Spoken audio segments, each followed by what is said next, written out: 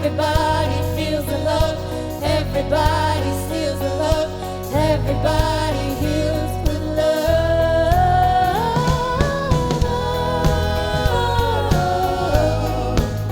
Just let the love, love, love begin. Everybody wants to love. Everybody wants to be loved. Oh, just let the love, love, love begin. Everybody wants to love. Everybody wants to be loved. Oh, just let the love, love, love begin. Everybody wants to love. Everybody wants to be loved. Everybody falls for love. Everybody wants to love. Everybody wants to be loved. Everybody falls for love. Everybody wants to love. Everybody wants to be loved. Oh, everybody wants to love. Everybody wants to be loved. Oh,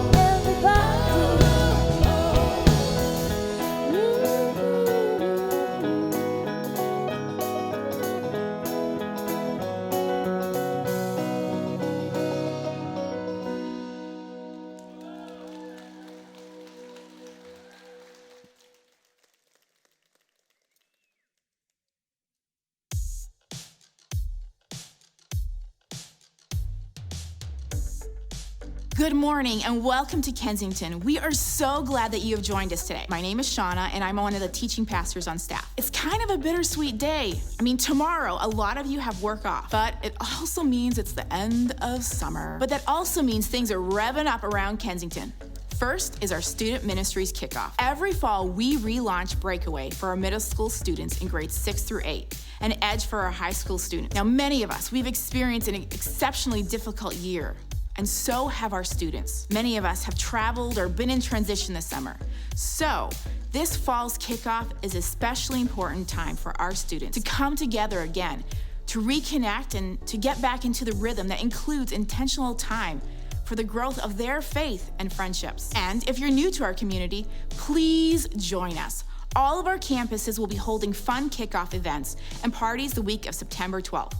You can find out more information by going to kensingtonchurch.org/breakaway for middle school students or kensingtonchurch.org/edge for high school. Now, I don't know about you, but I do love having something on the calendar to look forward to. And so do my boys. So pencil this in. Students in grades 6 through 12 are also invited to our annual Wild Retreat, happening in October. It's happening at one of our favorite places, Spring Hill Camps. This retreat is filled with wild activities, parties, and friendships. But most importantly, when they encounter Jesus, their lives become wild, like nothing they could imagine. Now, you can find out more information about this awesome weekend and even an early bird discount available at kensingtonchurch.org/wild. Before we tune into our last week of Welcome to the Neighborhood and the practical ways we can be intentional with our real life neighbors, let me just give you a heads up about our next series and invite you back next weekend. The title is I Feel Blank. Just fill in the blank. Do you feel joyful, worried, angry, sad, invisible? This past year and a half has given us quite the range and depth of our emotions. And God has given each of us the capacity to feel deeply. Our emotions are a gift. None of us would want to go through life without happiness or even sadness. At times, our emotions can leave us feeling lost and unsure as how to navigate them. And if we allow our emotional state to control our lives, they can be cruel dictators. But on the other hand, if we ignore our emotions, we end up living a hollowed out, almost robotic life. Now, David, he was a man who experienced many different emotions. And in this series, we'll look at some of his life experiences and the honest and vulnerable words he wrote to God about his feelings in the book of Psalms. And I'm sure you know some people who could really benefit from this series. So reach out to your friends, family, coworkers, and of course, your neighbors, and invite them to join you. Again, we are so glad you've decided to join us today.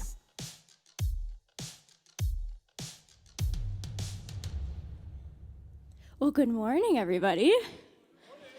So you guys have joined us for our final week in our Welcome to the Neighborhood series, and today we're going to be talking about loving local and how we can take our mess, which we talked about last week, take our barriers and turn them into movement, and that movement is love.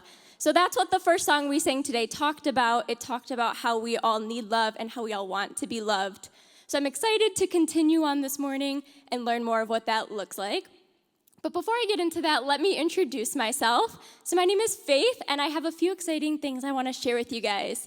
So the first is I want to draw your attention to our midweek service that is coming up on September 15th. That's 2 weeks from now. So you guys know our midweek services, and you love them. So we're super excited for that. So make sure you guys mark your calendars. Also coming up, we have Getaway, which is our one-day women's retreat we have. And so we're going to be heading down to Detroit to a super cool space where we will have speakers and worship and some workshops.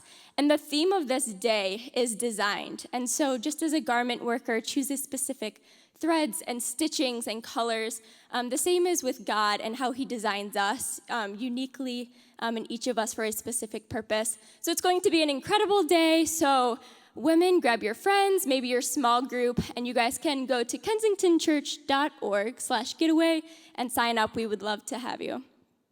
The second thing I want to share with you guys is our Kaleo Kids session is coming up in just a few weeks. I'm super excited. We're going to be back at Seminole Elementary, which is our school partner. So we're just really excited to be all together again. And if you don't know what Kaleo is, it is our youth performing arts ministry for students K through 5th grade. And now maybe you have a child and you're wondering, I don't know if they would like this. So I want to take a moment and just share a bit of how I've seen this program impact some of our students. So the theme for this session is Dream for a While. So it's all about dreaming. And we had actually started this in spring of 2020.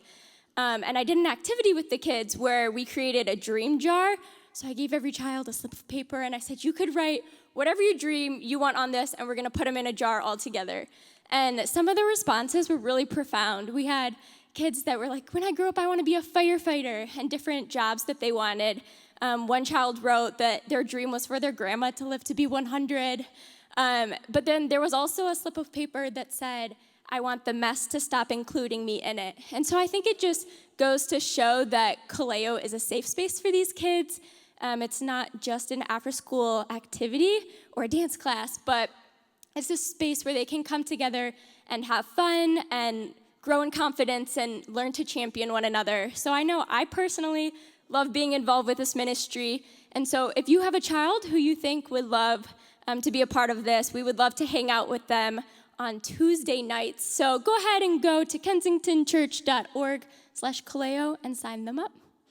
Lastly, I just want to draw your guys' attention to the hub out in our lobby. If it's your first time, we would love to meet you. Or if you have any questions, Kensington related or about any events coming up, they're the person to go to. I'm sure they can help you out. So we are going to go ahead and do our meet and greet, but I ask that before we do that as you guys stand, that you just respect each other's boundaries and comfort levels. And then with that, go ahead and stand up and say hi to the people around you.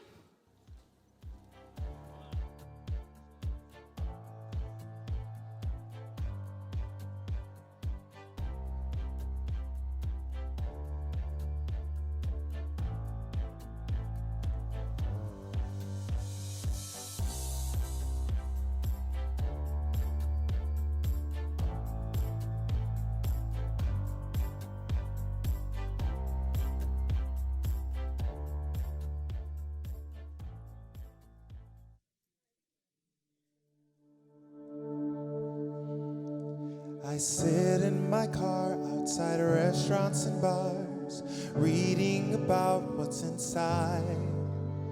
I look up opinions about news and religion instead of just using my mind. I should call my friends, but I read their posts instead, like dancing a waltz with no part. Nobody's holding your hand, like singing duets as a solo. The harmony's just in your head. It's almost as if I have been everywhere, almost tasted the food, almost breathing the air. But nobody's heart ever pounded from a feeling of being surrounded by pictures of mountains.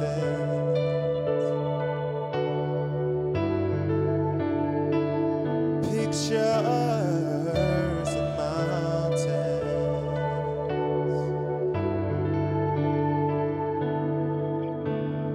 People are messy and life can get heavy. It's easier to keep it online, like checking the weather to see if it's better instead of just going outside. Pretend I'm unaware, but the truth is that I'm scared, like dancing a waltz with no part. Nobody's holding your hand, like singing duets as a solo. The harmony's just in your head.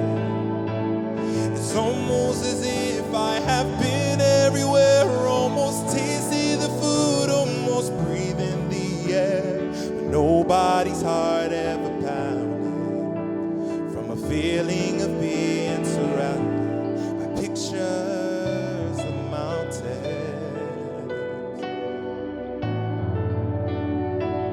Pictures of mountains,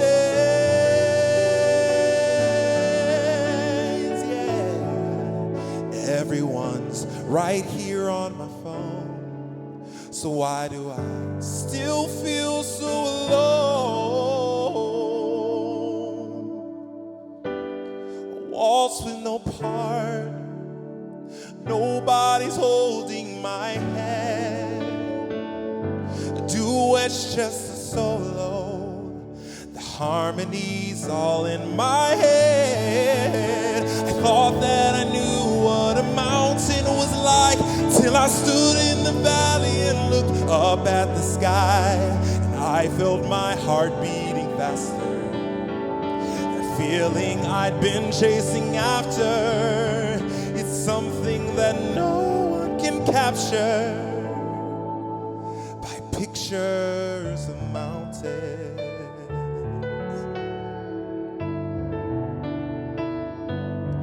Pictures of mountains.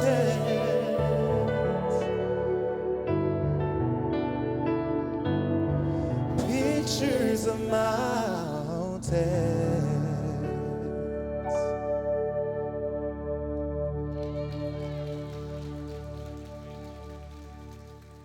Thank you, Beth. That was incredible. That was amazing. Golly, that's just not only the lyrics of the song were amazing, but you know, if I could maybe choose anybody in the world to sing that song, it'd probably be Aaron. You know, it's amazing. Golly. But wow, the lyrics and the reality of that song, and I think just the fun of being on adventure. This time last year, Aaron and I actually were on a road trip together, and I just remember having so much fun. And I'm thinking about these lyrics. No one's heart ever pounded from the feeling or the picture of being surrounded by mountains, right? But what about being in the mountains? I was just in South Africa about 6 weeks ago, hiking up in the mountains, kind of the low mountain hills outside of Adelaide. I was doing some hunting and I was visiting some orphanages. And it was so cool to be in the world, you know, outside of the United States again. And it was truly remarkable. And I thought, we are living in a unique moment in history. Like Bill and I were another old guy back there, but we both look really good. He's got a beautiful head of hair, and so do I. I don't know where I put it, but it's there somewhere.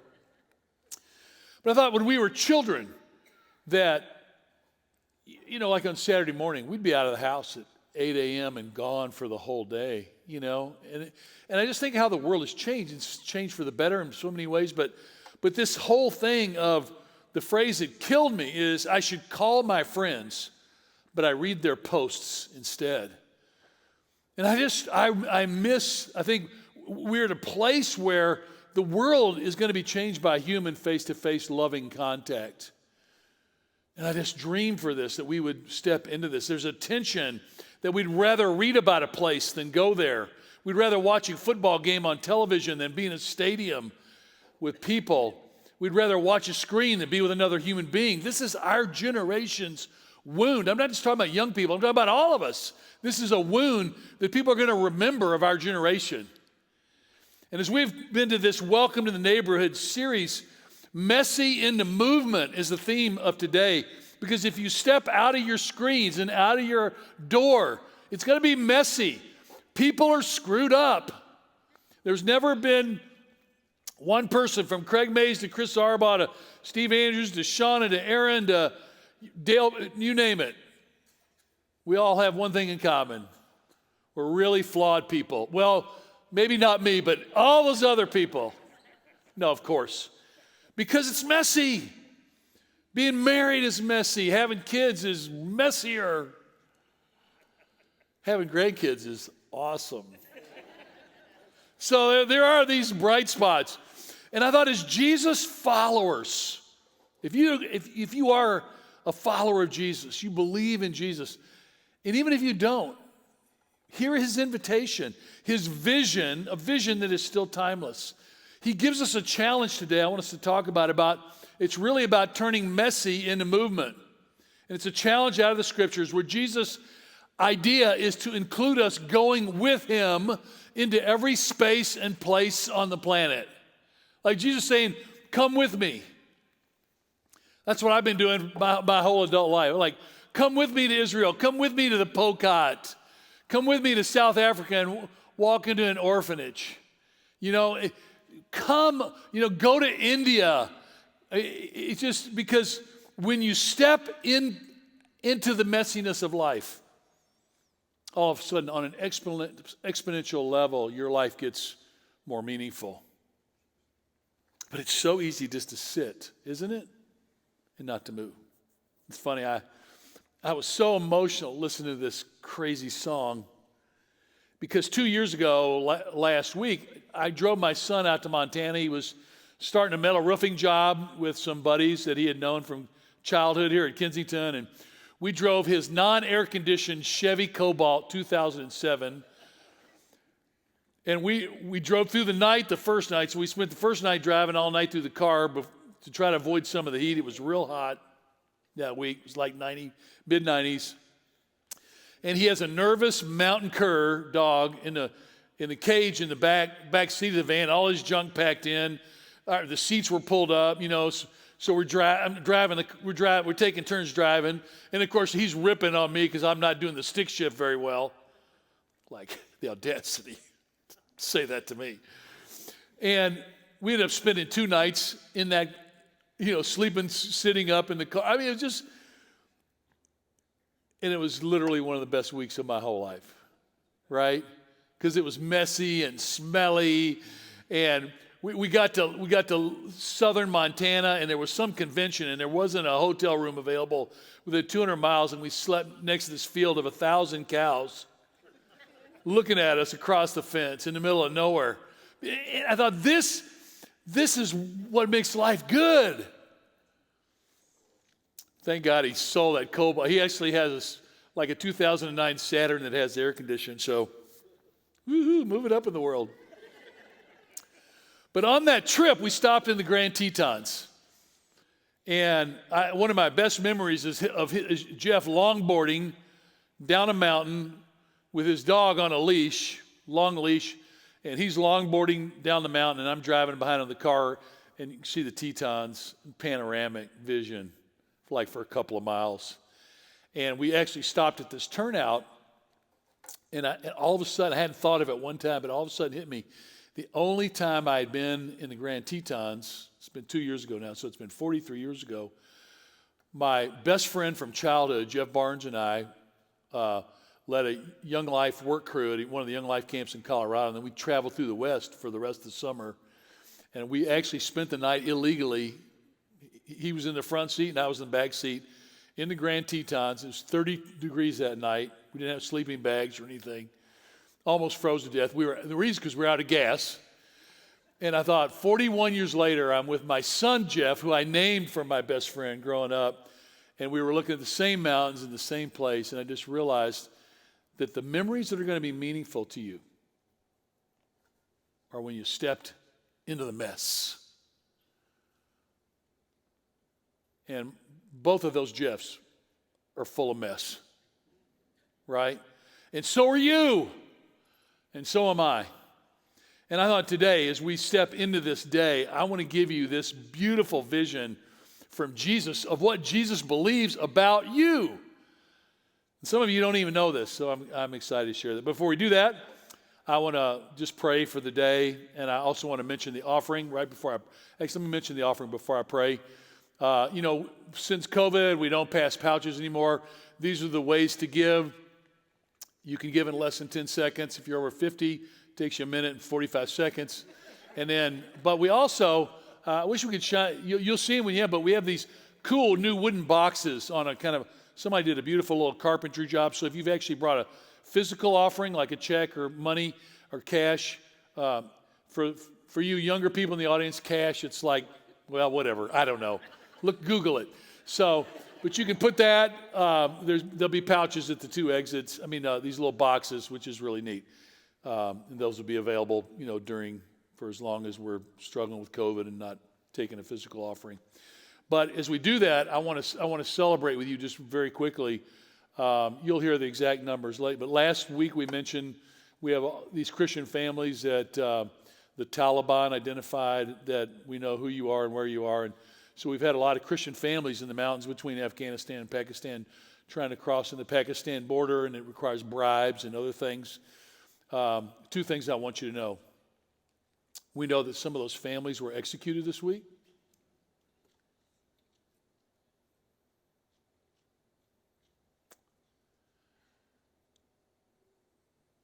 And we also know that there were quite a few families that were able to get out.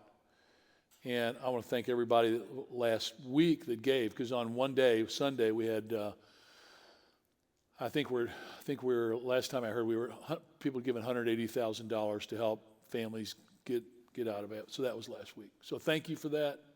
God love you you were part of that. It's pretty special. And that's weird, because those are people we're never going to probably ever have face-to-face contact with.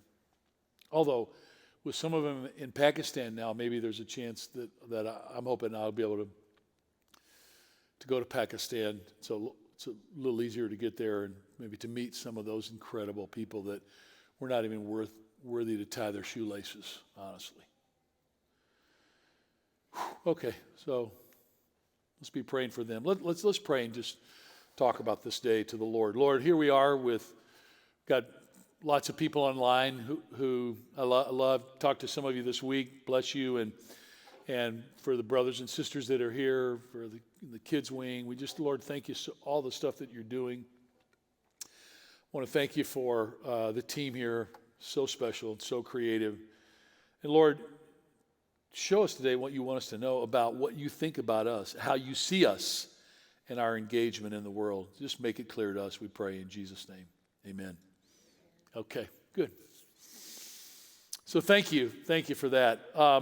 So today we're talking about this invitation to just step into people's lives. And as I thought about this today, I literally could have told the story of dozens of you that are here, because I know your lives and I know how you opened your lives to people. And I was thinking about Greg and Andrea Gibbs. Greg has been our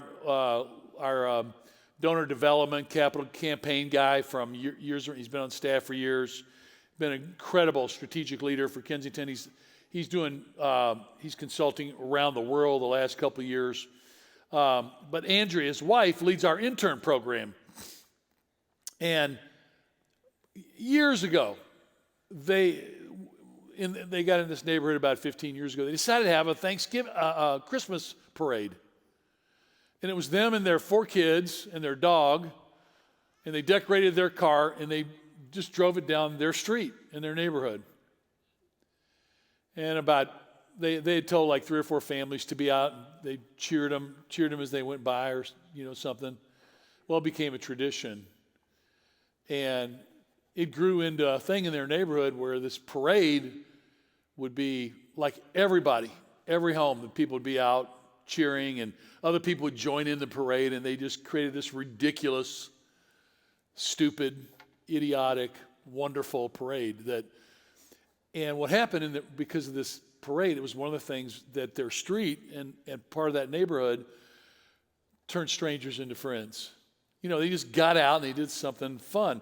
And I remember Bob Goff and his book, Love Does, which if you ever want to read an inspiring book, Bob Goff's stories inspired my daughter to go to law school at Pepperdine.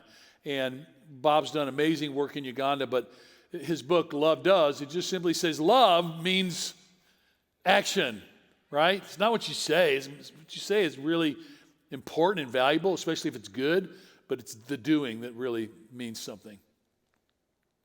So today, I want to look at people like Greg and Andrea Gibb and you, and just the little things you do that start to bring light into the world where you are. Because I've watched Greg and Andrea open their home to neighbors. Kensington College students for years have know that Greg and Andrea's house is just a revolving door open to them, their friends, people come. They do. They shine. And that's what I wanted us to think about today, because Jesus said in Matthew 5, he gave us a vision, and this is the Sermon on the Mount. Some of you know it as a kid, called the Beatitudes. These are beautiful principled statements that Jesus makes. Jesus says this, he says, you're the salt of the earth. Now, I want to just stop right there and say, normally, in a lot of the New Testament, especially when Paul's writing in the Galatians and Ephesians and Corinthians, and he says you, normally when he says the word you, it's you, everybody. I say you, I'm talking to all of you. This is different. Jesus is saying, you are the salt of the earth. You're the salt of the earth. You're the salt of the earth. Remember, I got my own you guys back there. I told you, don't fall asleep on me. You are the salt of the earth. It's a very personal statement. Which means, because we're all different, it means we're all going to be salt in a different way. He goes on to say, if salt has lost its taste, how shall its saltiness be restored? It's no longer good for anything except to be thrown out and trampled under people's feet. Okay, you're the salt of the earth. By the way, this is again these are parallel verses. You're the salt of the earth. You are the light of the world. What you? Did you ever even think about that coming in today? Jesus said, dude, you are the light of the world. Like if the world's going to see light, it's going to be through you. It's very personal. It's very singular. And he said, a city set on a hill cannot be hidden, nor do people light a lamp and put it under a basket, but on a stand, and it gives light to all in the house. In the same way, let your light shine before others, so that they may see your good works and give glory to your Father who is in heaven. I love that. Jesus says, if you're my follower, you are the salt of the earth. You are the light of the world. It's this singular, beautiful thing. It's like Greg and Andrea saying, Greg and Andrea, on your street in South Rochester, you're the light. You guys, Greg and Andrea, you're the light of the world right there. Joe Leal, some of you know Joe as the Keto Grill guy. He and Taylor were on staff here. They were up in Traverse City. Now Taylor's staff at the Troy campus. But Joe and a buddy of his, another Joe, started a ministry years ago called For the Love of a Child, where they do a 2-week camp for foster kids to give them the best 2 weeks of their life. It's like God said, Joe, for these foster kids, you're going to be what? You're going to be the light of the world. Like those kids are going to, Joe, those kids are going to know what I look like. Jesus is saying to Joe, they're going to know what I look like because of you, because you're going to be the light. When I look in this room, I just want to say, you're the light of the world. You've been a light to so many people. Now, is your light different than others? Sure. God's given you a different, I was just talking with Todd Gordon. A lot of you guys know Todd. He and Dale Pittman with a group of people started Wave Project to create dignity for homeless people. Did any of you know that? Did you even know that? So Dale up here, he plays all the time and just quietly. And this project was a mobile portable shower for homeless people. Can you imagine how discouraging it is for a homeless people to be stuck in a situation and they can't shower and be clean? They were, I think they have a golf outing. Maybe it's already happened, but they had a golf outing. But go online and just look Wave Project and see what they do. They also have an essentials van where they provide homeless people with hygiene and clothing essentials and other stuff. And here's what I thought as I thought what Todd and the gang are doing. You know what? The skeptic in me would go, listen, it's just one thing. You with me? It's just big deal. It's just one thing. You know how the world changes? By one things. Like somebody says, so a group of guys say, hey, let's let homeless people know we see them, not just walk past them. A lot of you have served in the when we do the shelter for people in the weeks that we do that, and it's you see people. It's just one thing, but in a world of a million problems, it's the one things that change things. When I think of Joe doing that camp for foster kids, I remember when my second daughter, her husband decided that they were going to do foster care. Well, when you do foster care, what you don't tell the rest of your family is it involves everybody. Like, wait, you just made a life-changing decision and you didn't ask for my opinion on it, because it's changed my life. And we've had foster children become our forever foster grandchildren. And so it's just one thing. But to those children and us, it's been everything.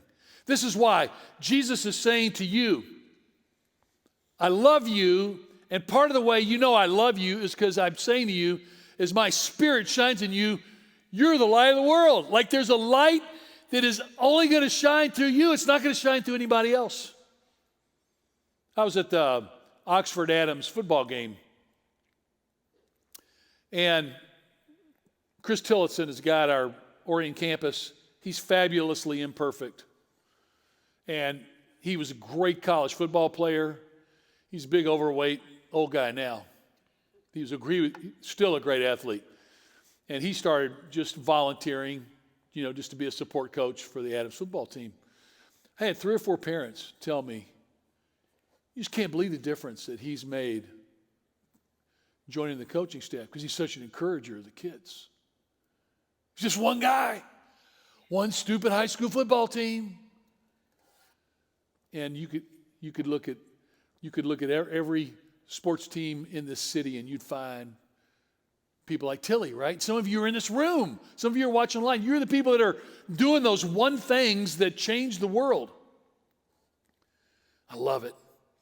And Andrew Kemp, who wrote this message, I want to share part of his story because he's just begun to share this part of his story. And it was stimulated by this statement, Jesus saying, you're the light of the world, let your light shine, all this. And we related it in this series back to Mr. Rogers' song. Anybody watch Mr. Rogers' movie they made of his life? It's really, really beautiful, but it's the song that he sings that a lot of us love. He says, you can see it on the screen, but it's you I like, every part of you, your skin, your eyes, your feelings. Whether old or new, I hope that you'll remember, even when you're feeling blue, that it's you I like. I mean, it's a child's song. You know what? Daniel Tiger? Yeah. After Mr. Rogers, Daniel Tiger came out, and he uses all of Mr. Rogers. That's right. And yeah, my kids love that. Yeah, so my grandkids sing with Daniel Tiger and the Daniel Tiger, totally. It's Mr. Rogers like that in my time, the 90s. Yeah. And then you have their time now, 2000, Daniel Tiger. That's so cool. So that's the total view of just saying. And so when I look at you and I go, every part of you God designed and made beautiful, right? Every part of you God made beautiful and thought it was wonderful. Well, this is what Andrew says. Andrew came to Vancouver with his parents when he was 4 from Korea. And when he was about 8, his father was finishing his PhD at at the university there and died of cancer. And he was a PhD biochemist, and like 2 weeks after he got his PhD, he died of cancer. And so Andrew's mother ran a floral shop in downtown Vancouver and worked basically 365 days a year, all the years, raised Andrew and his sister. But here's the thing that was interesting. As a Korean immigrant, it was a couple years ago, he was watching Daniel Tiger with his children and was reminded of this song, and he was reading the words, and he thought, all my life I have tried to suppress my Koreanness, right? I've lived in Canada, I've lived in a white, and so he said, I just tried to minimalize like part of who I was.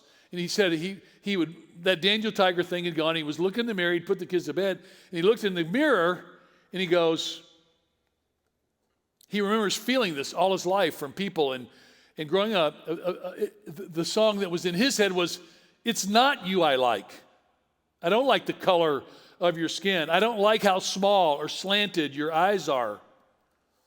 And he was in the bathroom. This is like a year and a half ago, getting ready for bed, and he had an epiphany.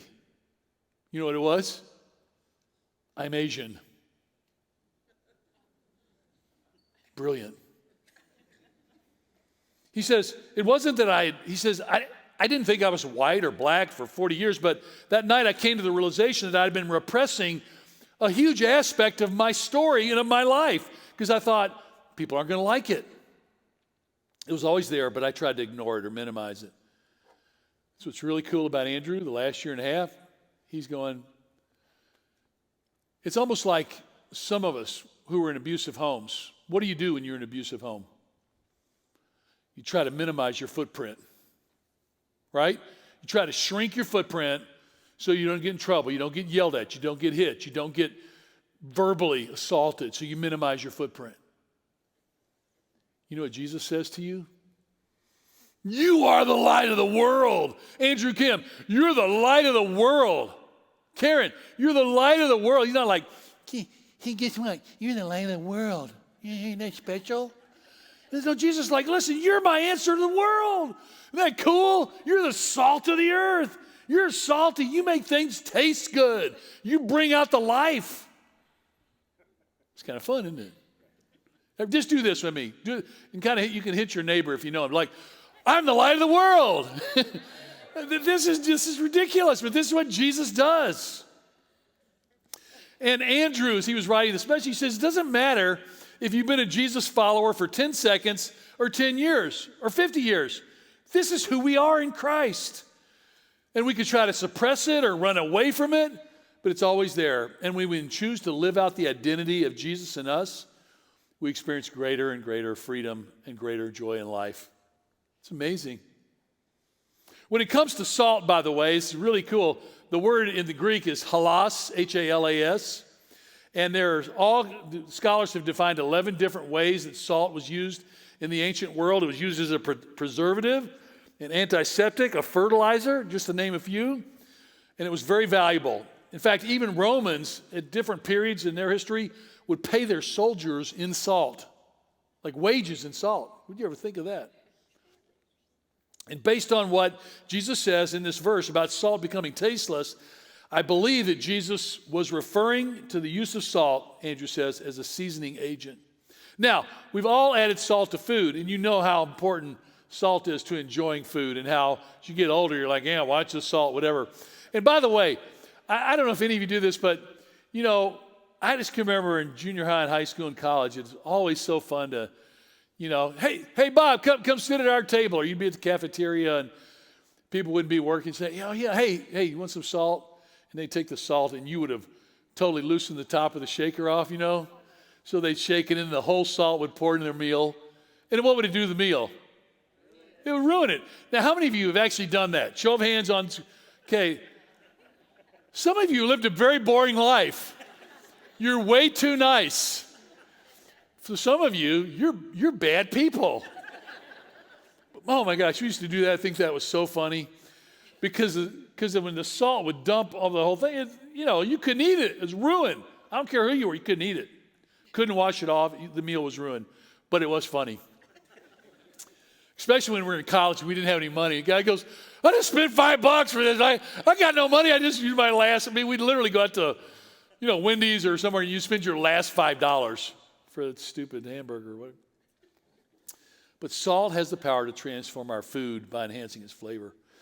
And what it does is I guess what salt does, it enhances desirable flavors and suppresses unwanted ones. And it's interesting, even on things like cantaloupe, watermelon, tomatoes, you put a little salt on there, it brings out the sweetness and suppresses the bitterness. It's really amazing.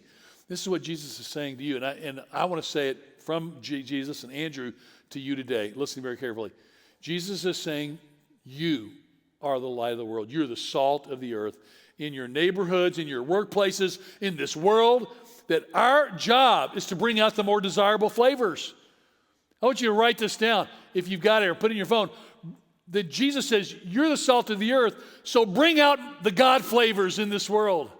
Bring out the God taste, the things that make things better. When you're in your home with your family and you want to say something sarcastic, like make a commitment to other people in your family. Say, no, I'm going to leave the sarcasm behind. I'm going to say the blessing instead.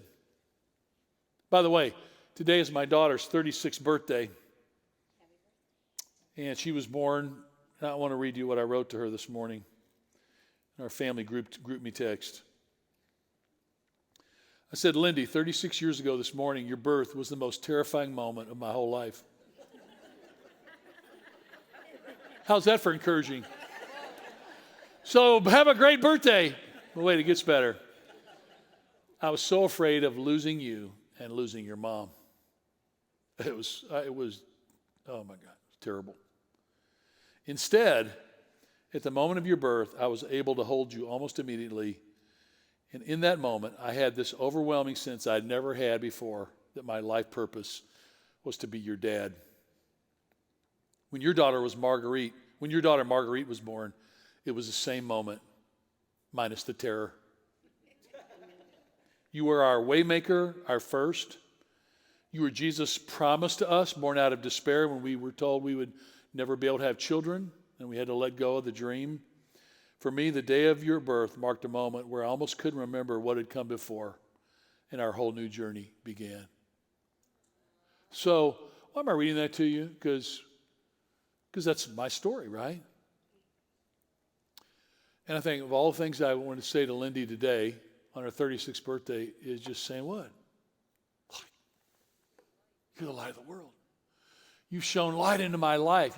My life has changed forever. Every one of you ever had your first child. You remember that incredible, overwhelming feeling. The other kids, yeah, whatever. But that first kid was awesome. No, that's sarcasm. Stop that. No, bad boy. But Jesus is saying, bring out the God flavors of this world, joy, giving the blessing, giving compassion, mercy, generosity, caring about justice as well as love. And then putting aside the qualities that are tearing people apart. Right? You with me on this?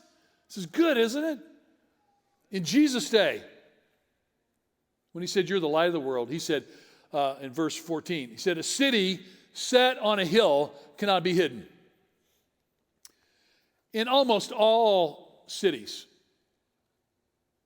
ancient and modern, particularly in the Middle East, cities were put on higher places because there was always battles. You were always more protected from a higher place. At night, people would light torches and lamps to light the city, and you could see a city on a hill for miles and miles around. Those traveling the city at night could see the light from miles away, and it would direct them. It was a lighthouse.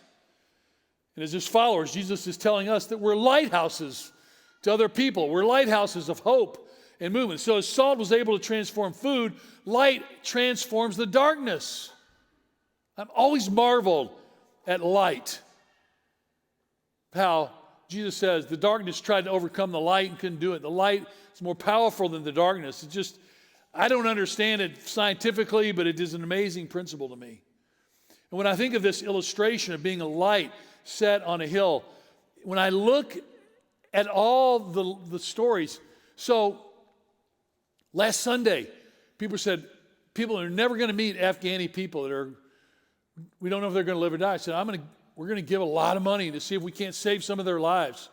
We're going to, it's just like, I want to be a light in that moment. I want to care. Some of you have certain things that you care about, that you see other people's needs. You step into it.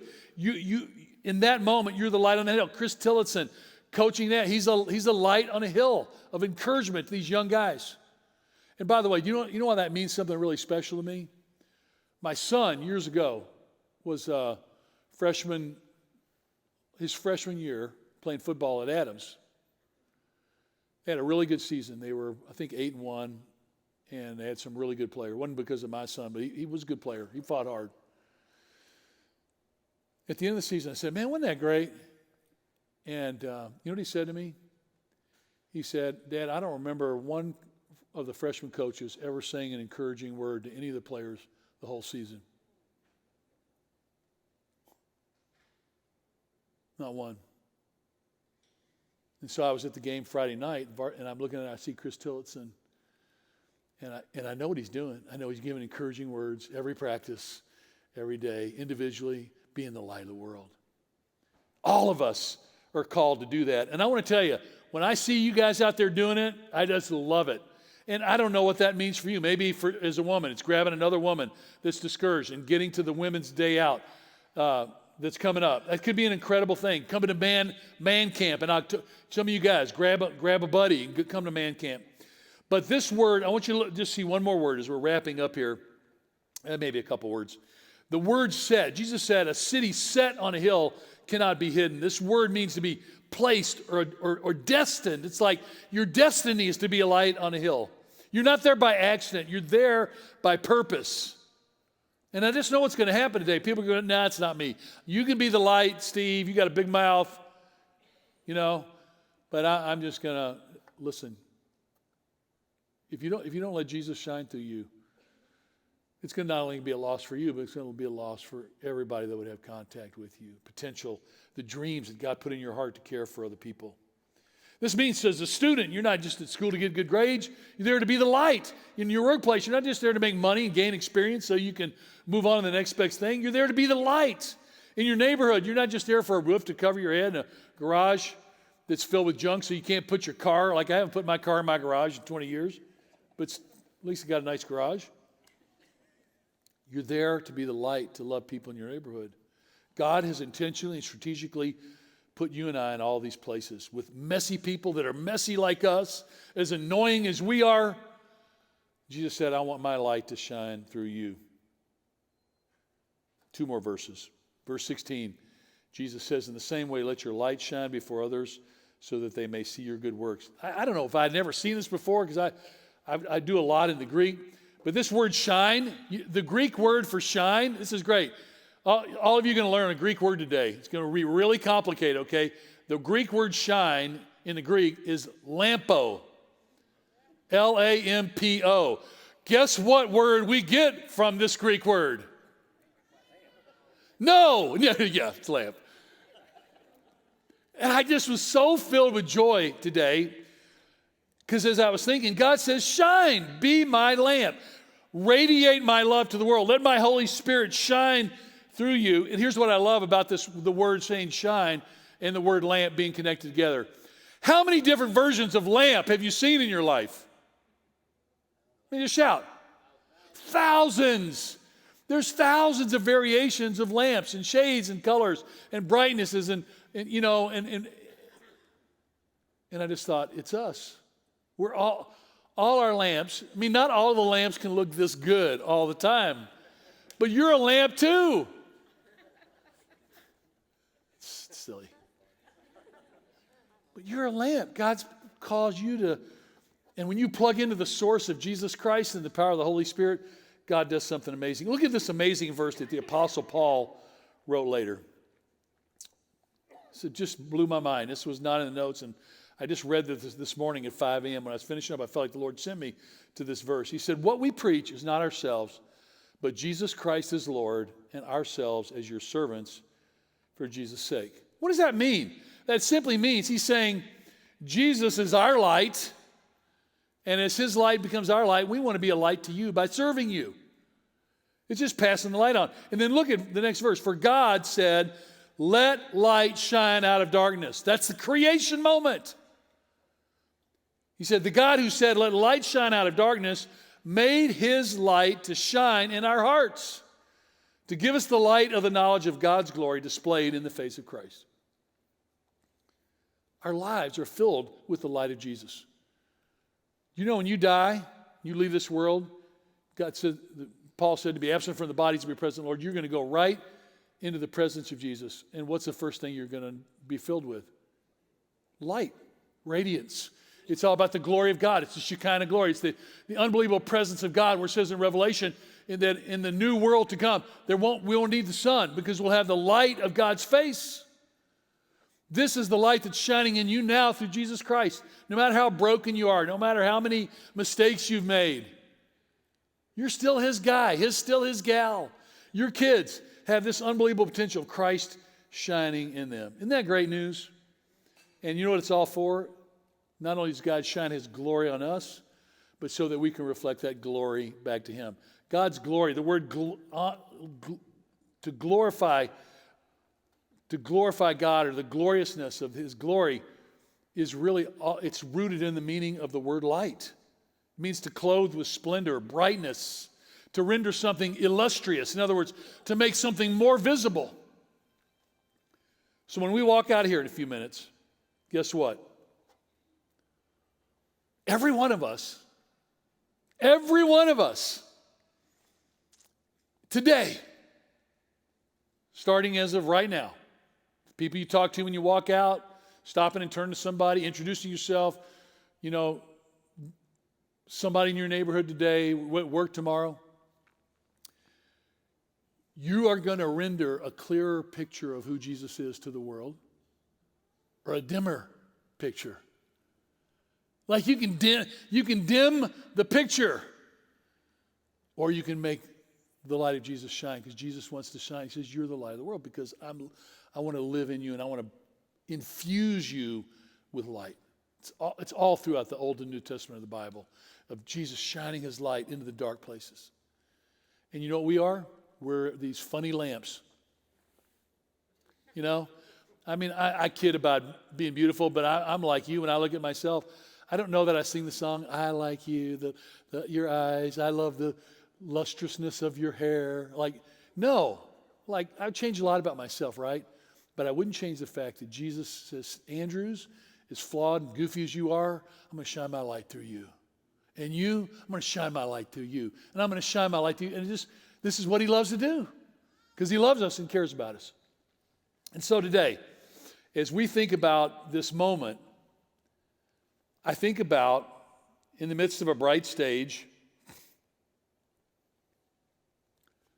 that's not very impressive, isn't it? Have I blinded you now?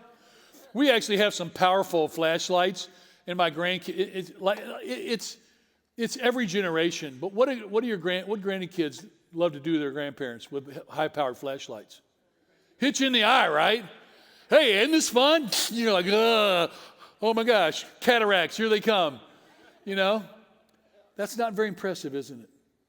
But man, if you turned off every light in this room, and something was going on and we couldn't find our way out, this would be worth billions. This one little light would be worth billions of dollars, because it would overpower the darkness. Light through every particle it encounters, it would bring illumination and render the world illustrious. This is what Jesus is inviting you to be. And so none of us are going out going, hey, I'm the light of the world. Wow, look at me. We're like, okay, Jesus, you said it. Not sure I'm feeling it. But he said, no, you're going to shine your light right where I called you to go. And where do you shine it? Maybe it's just to one person. Doesn't matter. You're my light. I love you. You're my son. You're my daughter. Thought about this a few months ago. 3 months ago, I got one of those horrible calls. Band can start coming out. I'm going to just wrap up with this story. One of my best friends, Dave Laser, died in his sleep. He was 61. And what made it even harder was his daughter, Annie Laser. She was a swimmer for Birmingham Groves, went to Indiana. She was on the verge of potentially going to the Olympics, Tokyo Olympics, this summer. And it was about 3 months before the Olympics, and Dave just suddenly he just went. He was gone. And by the way, Annie went on to win the bronze medal in the 200-meter breaststroke. She on the last lap, she passed 4 people. It's unbelievable. She's always a slow starter, and she touched out the girl for the bronze by like 1,000th of a second or something. Just incredible. So we were all pretty excited for her. But the amazing thing was when she won that bronze medal, I wasn't thinking of her. I was thinking of Dave, because here's why. The girl that won the gold medal that day was from South Africa, and she was so overcome with emotion. And so Annie wasn't even focusing on her getting the bronze medal. She turned to the South African girl in the next lane, and she literally, you could see her words on television, international television. You could see Annie looking at her going, "You're amazing. You're amazing." She's saying that to the girl that won the gold medal. And then later, she was interviewed on national television with Lily King, who had won the silver. And all she talked about was how amazing Lily was of bringing her, and then told the story of her dad. Well, here's how I want to finish the day. We're going to sing this song, Available, which I love. And as we wrap up this song, I want to tell you about Dave's last 24 hours of life. Because Dave and Stacy came the second week of Kensington, 31 years ago. And Stacy was one of the first true skeptics. It took her years to give her life to Jesus. She fought us tooth and nail everywhere. But their wedding, they were the first Kensington couple that came to Kensington, and they got married in Kensington. They were the first couple. And 3 months ago, on a Sunday afternoon, I helped the funeral directors wrap his body and carried his body out to the funeral van. It was one of the great privileges of my life. But in Dave's last 24 hours, he hosted his men's Bible study where he cooked dinner for them. And they sat in the back and they had a fire and talked about Jesus. The next day, he had an hour conversation on the phone with Annie. When Stacy was there, Stacy and Annie would take over and he would just listen. So the last few years, he started texting Annie and says, "Hey, I'm going for a walk in the next, at 2 o'clock. Can I call you at 2 o'clock?" And he'd call Annie on his walk so he could talk to her uninterrupted. And that afternoon, before he cut the grass, he talked to Annie for an hour on the phone. Just say, "Hey, I love you, care about you." Went back, cut his yard, and then as the day was waning, it was late summer evening, he went ahead and cut the neighbor's grass as well. And then that night, he went into the presence of Jesus. What's my point? I mean, he just was in the last 24 hours, he was just saying, "Okay, Jesus, you said I'm the light of the world, so I'm going to love the guys in my Bible study. I'm going to grill and have a great evening. I'm going to cut my neighbor's yard.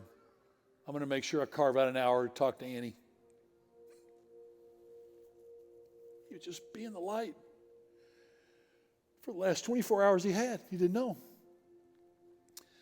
Guys, I just want to say to you, you are so valuable to Jesus Christ.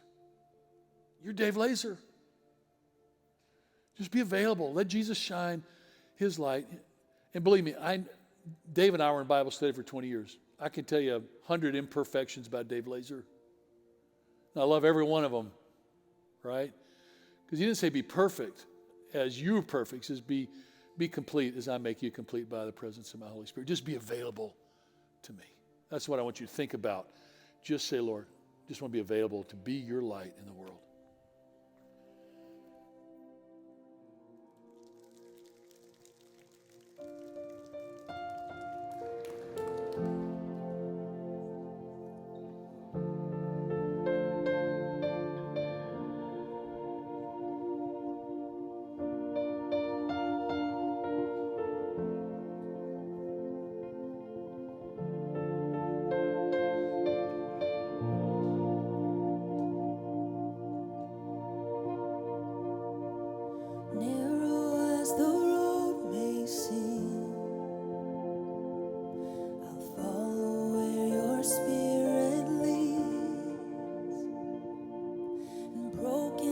my life may be,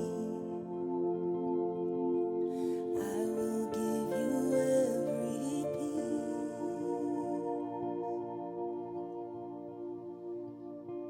I hear you call, and I am available.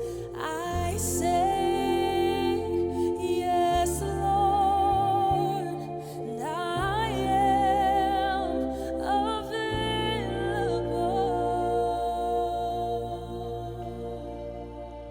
Here I am with open hands, counting on your grace again. Less of me and more of you. I just wanna see you move.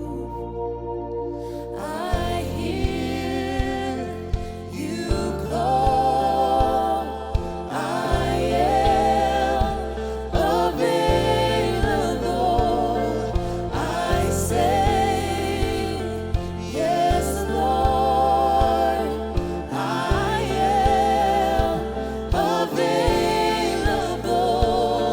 I hear you call.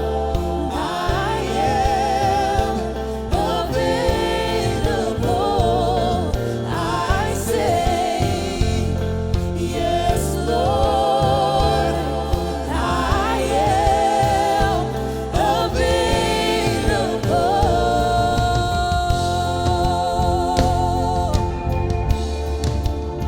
Oh God, we're available.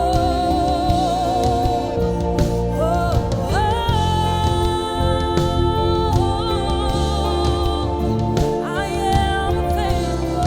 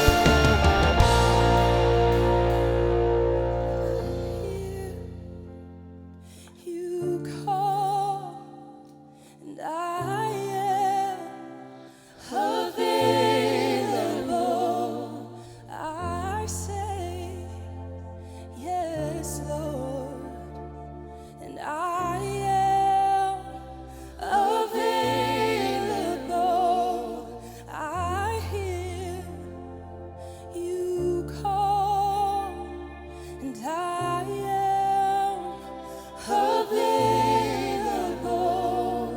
I say, yes, Lord, and I am available.